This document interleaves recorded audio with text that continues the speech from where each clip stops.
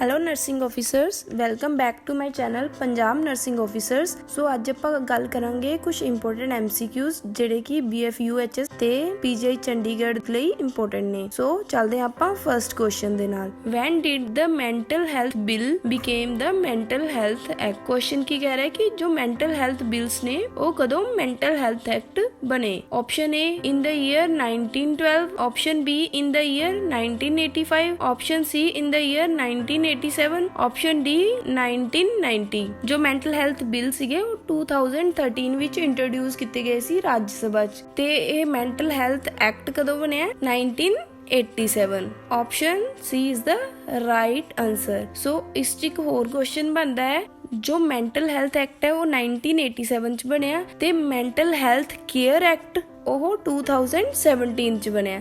ठीक है, so option which confuse नहीं होना।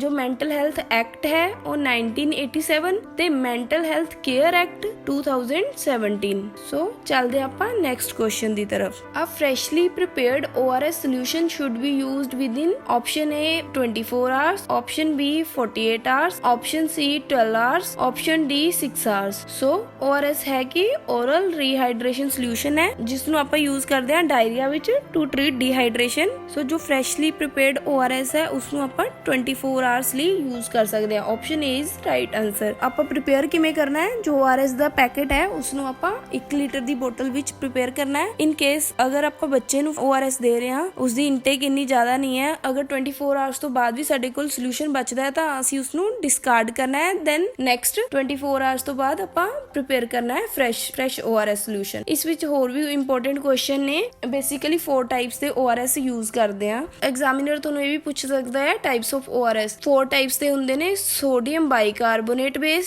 ਸੈਕੰਡ ਟਾਈਪ ਹੁੰਦੀ ਹੈ tri sodium citrate based, third type ਹੁੰਦੀ ਹੈ low osmolarity ORS, fourth type super ORS। ਇਹਨਾਂ ਚੋਂ ਜਿਹੜੇ ਕਰੰਟਲੀ ਹੁਣ ਯੂਜ਼ ਕਰਦੇ ਨੇ ਉਹ ਆਪਾਂ tri sodium citrate based and low osmolarity ORS use ਕਰਦੇ ਆ। ਪਹਿਲਾਂ ਆਪਾਂ ਗੱਲ ਕਰਦੇ ਆ tri sodium citrate based solution ਦੇ। ਬੇਸਿਕਲੀ ਐਗਜ਼ਾਮੀਨਰ ਤੁਹਾਨੂੰ ਕੰਟੈਂਟ ਬਾਰੇ ਵੀ ਪੁੱਛ ਸਕਦਾ ਹੈ। So content tri sodium citrate ਵਿੱਚ ਕਿਹੜਾ ਹੁੰਦਾ? Sodium chloride 2.6 gram, potassium chloride 1.5 gram and trisodium citrate 2.9 gram.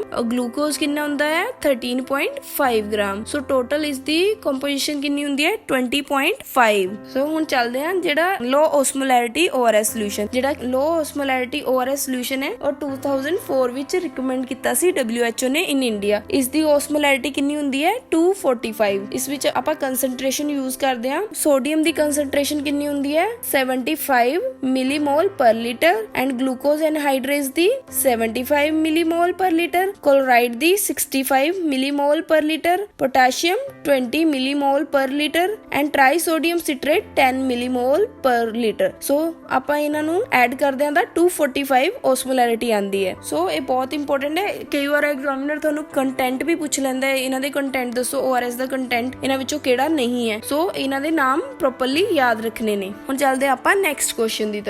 Uterus is palpable at the level of symphysis pubis at option A 8th week, option B 10th week, option C 12th week, option D 14th week। जो uterus है ਉਹ symphysis pubis ਤੇ ਕਦੋਂ palpable ਹੁੰਦਾ ਹੈ? option C 12th weeks ਤੇ। ਸੋ 12th week ਤੇ uterus at the level of symphysis pubis ਹੁੰਦਾ ਹੈ। ਸੋ ਇਸ ਵਿੱਚ ਕੁਝ ਹੋਰ ਵੀ ਕੁਐਸਚਨ ਨੇ ਜਿਵੇਂ ਕਿ ਅੰਬਿਲਾਈਕਸ ਤੇ ਕਿੰਨੇ ਵੀਕਸ ਤੇ ਹੁੰਦਾ ਹੈ 22 ਵੀਕਸ। 36 ਵੀਕਸ ਤੇ ਕਿੱਥੇ ਹੁੰਦਾ ਹੈ यूट्रस 36 ਵੀਕਸ ਤੇ ਹੁੰਦਾ ਹੈ ਜ਼ੀਫੋਇਡ ਪ੍ਰੋਸੈਸ ਤੇ। ਇਸ ਵਿੱਚ ਇੱਕ ਹੋਰ ਕੁਐਸਚਨ ਹੈ ਜਦੋਂ ਆਪਾਂ ਫੰਡਲ ਹਾਈਟ ਦੇਖਦੇ ਆ ਪੇਸ਼ੈਂਟ ਨੂੰ ਆਪਾਂ ਸੁਪਾਈਨ ਪੋਜੀਸ਼ਨ 'ਚ ਲਟਾਉਂਦੇ ਆ ਤੇ ਉਸ ਟਾਈਮ ਆਪਾਂ ਨੂੰ ਕਿਸ ਚੀਜ਼ ਦਾ ਖਾਸ ਧਿਆਨ ਰੱਖਣਾ ਚਾਹੀਦਾ ਹੈ? ਪੇਸ਼ੈਂਟ ਨੂੰ ਸਪਾਈਨ ਹਾਈਪੋਟੈਂਸ਼ਨ ਦਾ ਰਿਸਕ ਹੁੰਦਾ ਹੈ। ਸੋ ਉਸ ਚੀਜ਼ ਨੂੰ ਆਪਾਂ ਧਿਆਨ 'ਚ ਰੱਖਣਾ ਹੈ। ਹੁਣ ਚੱਲਦੇ ਆਪਾਂ ਨੈਕਸਟ ਕੁਐਸਚਨ ਦੀ ਤਰफ। Normal duration for involution of uterus is option A 2 weeks, option B 4 weeks, option C 6 weeks, option D 8 weeks। So involution है कि process that involve pregnant uterus to return to its pre-pregnant state after delivery। so after delivery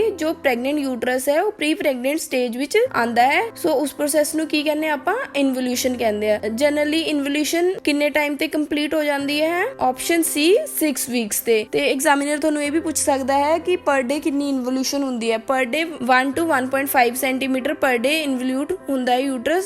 average ਆਪਾਂ 1 centimeter per day ਲੈਂਦੇ ਆ ਤੇ ਇਸ ਵਿੱਚ patient examiner examiner ਤੁਹਾਨੂੰ ਇਹ ਵੀ ਪੁੱਛ ਸਕਦਾ ਹੈ ਆਫਟਰ ਪੇਨਸ ਕੀ ਹੁੰਦੀਆਂ ਨੇ। ਆਫਟਰ ਪੇਨਸ ਕੀ ਹੁੰਦੀਆਂ ਨੇ, ਜਦੋਂ ਯੂਟਰਸ ਆਪਣੀ ਯੂਟਰਾਈਨ ਇਨਵੋਲੂਸ਼ਨ ਹੁੰਦੀ ਹੈ ਉਸ ਟਾਈਮ ਤੇ ਜੋ ਐਬਡੋਮੀਨਲ ਕ੍ਰੈਂਪਸ ਹੁੰਦੇ ਨੇ ਜਾਂ ਪੋਸਟਪਾਰਟਮ ਕ੍ਰੈਂਪਸ, ਉਹਨਾਂ ਨੂੰ ਆਫਟਰ ਪੇਨਸ ਬੋਲਦੇ ਆ ਆਪਾਂ। According to question, involution of uterus is completed in 6 weeks. Option C 6 weeks. ਹੁਣ ਚੱਲਦੇ ਆਪਾਂ ਨੈਕਸਟ ਕੁਐਸਚਨ ਦੀ ਤਰਫ। Ripeness of cervix is assessed by option A Bishop score, option B Apgar score, option C Down score, option D new Ballard score. So ripeness of cervix ਆਪਾਂ ਕਿਵੇਂ assess ਕਰਦੇ ਹਾਂ, ਜਿਵੇਂ ਕਿ ਆਪਾਂ ਬਾਕੀ ਅਦਰ ਆਪਸ਼ਨਸ ਆਪਾਂ ਡਿਸਕਸ ਕਰੀਆਂ ਸੀ ਆਪਣੀ ਪ੍ਰੀਵੀਅਸ ਵੀਡੀਓ ਵਿੱਚ। ਅਪਗਾਰ ਸਕੋਰ ਦਾ ਯੂਜ਼ ਕਿੱਥੇ ਹੁੰਦਾ ਹੈ? ਅਪਗਾਰ ਸਕੋਰ ਆਪਾਂ ਨਿਊਬੋਰਨ ਅਸੈਸਮੈਂਟ ਕਰਦੇ ਹਾਂ ਕਿ ਨਿਊਬੋਰਨ ਆਊਟਰ এনवायरमेंट ਨੂੰ ਅਡੈਪਟ ਕੀਤਾ ਹੈ ਨਿਊਬੋਰਨ ਨੇ ਜਾਂ ਨਹੀਂ। ਤਾਂ ਇਸ ਦੀ ਅਸੈਸਮੈਂਟ ਆਪਾਂ 1 minute and 5 minute after birth ਕਰਦੇ ਹਾਂ। ਤੇ ਡਾਊਨ ਸਕੋਰ ਕੀ ਹੁੰਦਾ ਹੈ? ਡਾਊਨ ਸਕੋਰ 'ਚ ਆਪਾਂ ਰੈਸਪੀਰੇਟਰੀ ਡਿਸਟ੍ਰੈਸ ਦੇਖਦੇ ਹਾਂ। ਇੱਕ ਸਕੋਰਿੰਗ ਸਿਸਟਮ ਹੈ ਜਦੋਂ ਕਿ ਸਾਡੇ ਕੋਲ ਅਦਰ ਮੈਥਡ ਜਿਵੇਂ ਕਿ ਪਲਸ ਆਕਸੀਮੀਟਰੀ ਵਗੈਰਾ ਨਹੀਂ ਅਵੇਲੇਬਲ ਨੇ। ਪਲਸ ਆਕਸੀਮੀਟਰ ਆਪਣੇ ਕੋਲ ਨਹੀਂ ਅਵੇਲੇਬਲ ਹੈ। ਤੇ ਨਿਊ ਬੈਲਾਰਡ ਸਕੋਰ ਇਹ ਆਪਾਂ ਗੈਸਟੇਸ਼ਨਲ ਫਿਟਸ ਦੀ ਗੈਸਟੇਸ਼ਨਲ ਏਜ ਅਸੈਸਮੈਂਟ ਕਰਦੇ ਹਾਂ। ਇਸ ਵਿੱਚ ਦੋ ਕੰਪੋਨੈਂਟ ਹੁੰਦੇ ਨੇ, physical assessment and neurological assessment. So ripening of cervix ਆਪਾਂ ਕਿਸ ਉਸ ਵਿੱਚ ਦੇਖਦੇ ਹਾਂ? ਸੋ ਬਿਸ਼ਪ ਸਕੋਰ ਆਪਣੇ ਕੋਲ ਬਚਿਆ। ਬਿਸ਼ਪ ਸਕੋਰ 'ਚ ਆਪਾਂ ਦੇਖਦੇ ਹਾਂ ripening of cervix. So option A is right answer. So ਗੱਲ ਕਰਦੇ ਹਾਂ ਬਿਸ਼ਪ ਸਕੋਰ ਦੇ ਬਾਰੇ। ਬਿਸ਼ਪ ਸਕੋਰ ਹੈ ਕਿ ਬਿਸ਼ਪ ਸਕੋਰ 'ਚ ਆਪਾਂ ਕੀ ਚੈੱਕ ਕਰਦੇ ਹਾਂ? It helps in assisting us to predicting whether induction is required or readiness of labor। ਸਾਨੂੰ ਪਤਾ ਲੱਗ ਜਾਂਦਾ ਹੈ ਕਿ ਇੰਡਕਸ਼ਨ ਦੀ ਜ਼ਰੂਰਤ ਹੈ ਪੇਸ਼ੈਂਟ ਨੂੰ ਜਾਂ ਫਿਰ ਪੇਸ਼ੈਂਟ ਰੈਡੀ ਹੈ ਡਿਲੀਵਰੀ ਲਈ। ਤੇ ਇਸ ਵਿੱਚ ਕੰਪੋਨੈਂਟ ਹੁੰਦੇ ਨੇ, ਵਿੱਚ ਦੋ ਤਰ੍ਹਾਂ ਦੇ ਹੁੰਦੇ ਨੇ, ਇੱਕ ਫਿਟਲ ਸਟੇਸ਼ਨ, ਨੈਕਸਟ ਹੁੰਦੇ ਆ 4 characteristics of cervix। ਠੀਕ ਹੈ, ਜਿਸ ਵਿੱਚ ਹੁੰਦਾ ਹੈ ਡਾਇਲੇਟੇਸ਼ਨ, ਇਫੇਸਮੈਂਟ ਔਰ cervical length, consistency of cervix and position of cervix. 4 characteristics of cervix ਹੁੰਦੇ ਨੇ,